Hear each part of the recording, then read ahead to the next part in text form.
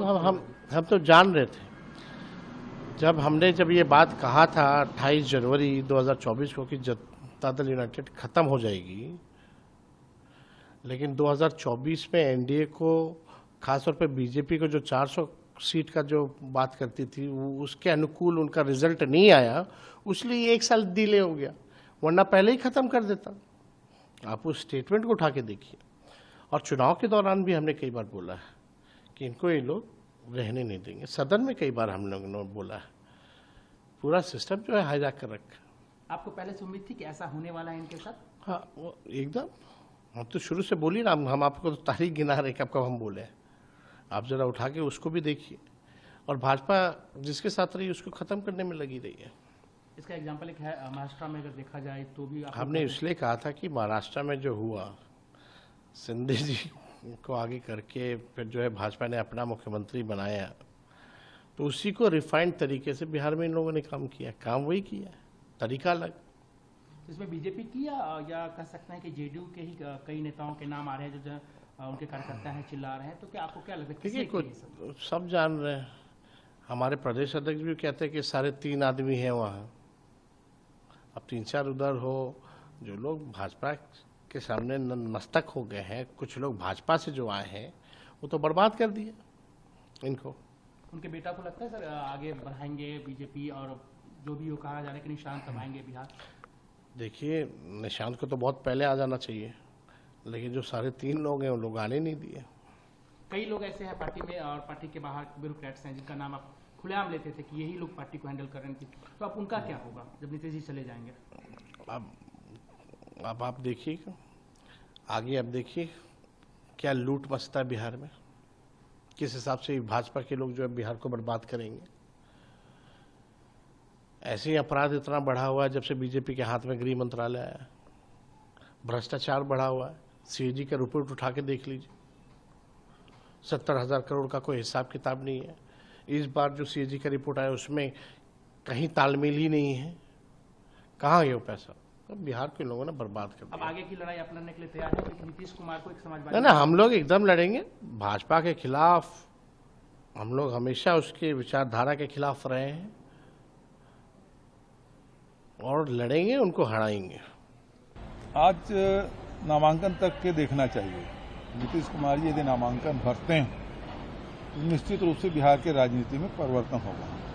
यदि नहीं भरते तो फिर तो कोई बात ही नहीं, देखना, इंतजार करना चाहिए। सर, भाजपा में शामिल होने के बाद असम के निलंबित कांग्रेस विधायक शशिकांत दास बोल रहे हैं कि कांग्रेस इस बार विपक्ष कहलाने की हिम्मत भी नहीं करेगी असम में।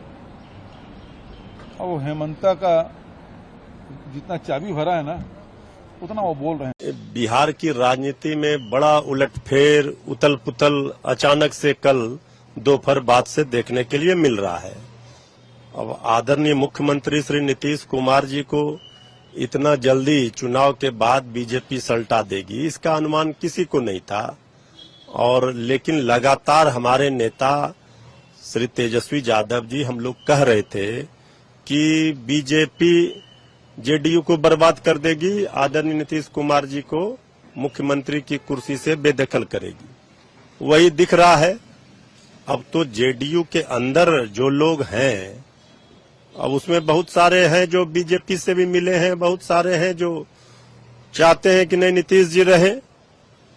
अब तो देखना होगा कि कुछ घंटे में या यूं कहें कुछ मिनटों में ये पता चल जाएगा कि अंतिम फैसला क्या होता है। लेकिन ये बहुत बड़ा राजनीतिक अपहरण इतिहास में कहा जाएगा कि जिस तरह से आदरणीय नीतीश कुमार जी को हटाने का, कुर्सी से बेदखल करने का प्लान बीजेपी ने तैयार किया, ये कभी भी लोकतंत्र के लिए ठीक नहीं है।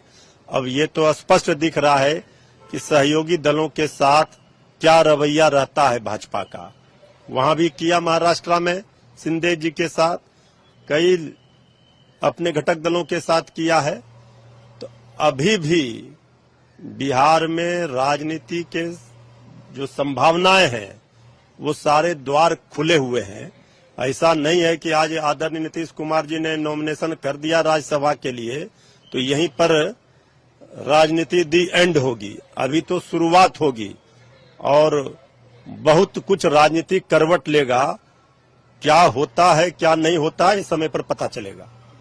इसमें देखिए कोई आश्चर्य की बात नहीं है।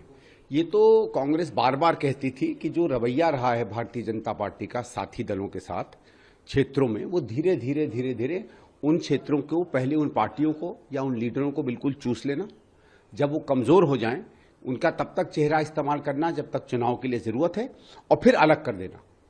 ये भी यही हुआ है। ठीक है, नीतीश जी का चेहरा थोड़ा सा पॉपुलर था, ज्यादा जनप्रिय था, शायद इस चुनाव में लोगों को लगता था कि उनको नीतीश जी मुख्यमंत्री चाहिए, तो भारतीय जनता पार्टी ने ये सारी जो दूरगामी उनके प्लान थे ये छोड़कर सिर्फ ये लोगों को बताया और एक तरीके से बिहार की जनता को छलाया कि आपको नीतीश ही मिलेगा मुख्यमंत्री, आप इन्हीं के लिए वोट करिए, और सत्य सामने निकल कर आ गया। ये तो पहले से ही प्लान बना होगा, ये कांग्रेस भी कह रही थी और भी कह रहे थे। लेकिन बात ये बन जाती है कि जो वायदे आपने किए, जिस चेहरे के साथ आप चुनाव लड़े, जो 5 साल के लिए जिसको वोट किया था बिहार की जनता ने, उस वायदे का, उनका उस भरोसे का क्या हुआ है। तो एक तो यही माने कि आपने चीटिंग करके वोट लिया, जो आप जानते थे पूरा नहीं हो सकता था, उसको आपने सामने रखकर बिहार की जनता को से वोट दिलवाया। क्योंकि मुझे पूरा विश्वास है, जो कम से कम फील्ड से खबरें आ रही थी, कि अंततः लोग नीतीश जी के चेहरे पर उस तरफ चले गए। अगर वो नहीं होता तो हो सकता है, मुझे पूरी संभावना है कि बिहार का चुनाव बिल्कुल उल्टा पड़ता और भारतीय जनता पार्टी और जेडीयू की सरकार नहीं बन पाती। अब इंडिया ब्लॉक के लिए क्या संभावना है आफ्टर नीतीश जो आपको? नहीं, ठीक है, अभी तो उनके पास मेजोरिटी है, अब वो देखेंगे, वो जाने, उनके विधायक जाने और हमारा स्थानीय नेतृत्व जाने, उसके बारे में मैं ज्यादा कुछ नहीं कह सकता। एक बात कहूं, आपके इस ट्वीट के का जो जिसका आपने उदाहरण दिया, तमाम बातें अपनी जगह, ये नीतीश जी की लैंग्वेज नहीं है। विरोध और समर्थन दोनों में उनके साथ रहे।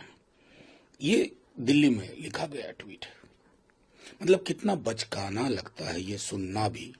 मतलब मैं कहूंगा, हमारी छोड़िए, बिहार में किसी बच्चे, किंडरगार्टन के बच्चे से कहिएगा ना कि ये ट्वीट इसका मतलब क्या समझते हो, वो कहेंगे कि ना, ये पटना में नहीं लिखा गया, ये दिल्ली में लिखा गया।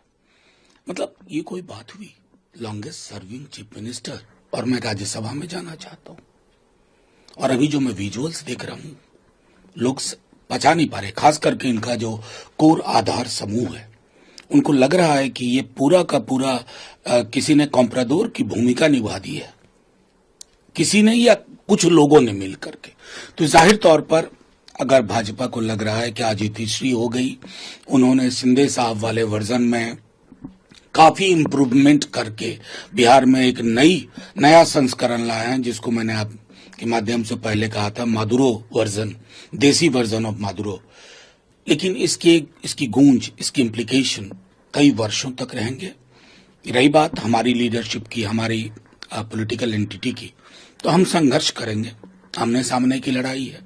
अब तो कहने के लिए भी नीतीश जी नहीं बचे, बीजेपी ने उनको गायब कर दिया।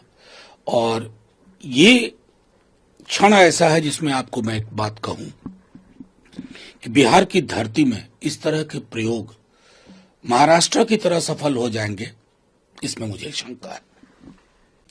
देखिए, ये बहुत मुमकिन है। भारतीय जनता पार्टी हमेशा एब्सोल्यूट पावर चाहती है, मुकम्मल सत्ता चाहती है। इसलिए जब असेंबली का चुनाव हुआ था, तब भी ये उम्मीद की जा रही थी बीजेपी अपना मुख्यमंत्री बनाएगी, नीतीश कुमार को सेंटर में ले आएगी। वो काम कल नहीं हुआ, अब हो जाएगा। नीतीश कुमार को वो दिल्ली ला सकते हैं और अपना मुख्यमंत्री बना सकते हैं।